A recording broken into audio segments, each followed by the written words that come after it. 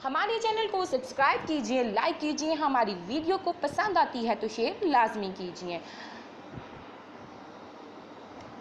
अस्सलाम वालेकुम फ्रेंड्स, उम्मीद है कि आप सब खैरियत से होंगे। फ्रेंड्स, आज मैं फिर रेमेडी लेकर आई हूँ और ये जो मसला होता है ऑयली स्किन वालों को होता है कि ब्लैक हेड्स और वाइट हेड्स के बारे में आप लोगों को जो रेमेडी बता रही हूँ वो 1 हफ्ते में आप लोगों के black heads and white heads को ख़त्म करेगी और बहुत ज़्यादा ही आप लोगों को फ़ायदा होगा। आप खुद उसको देखेंगे आप लोगों को कितना ज़बरदस्त फ़ायदा हुआ है और ये रेमेडी बहुत ज़बरदस्त है।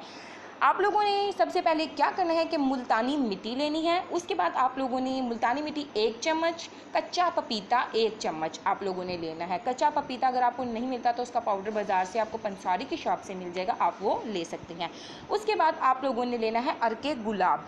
आप लोगों ने ये तीनों चीज़ें मिक्स कर लेनी हैं और अपने फेस पर जहाँ पर आपके ब्लैक हेड्स हैं वहाँ पर आप लोगों ने इसको अप्लाई कर लेना है और सूखने के बाद हल्का हल्का रगड़ना है और उसके बाद अपना फेस वॉश कर लेना है।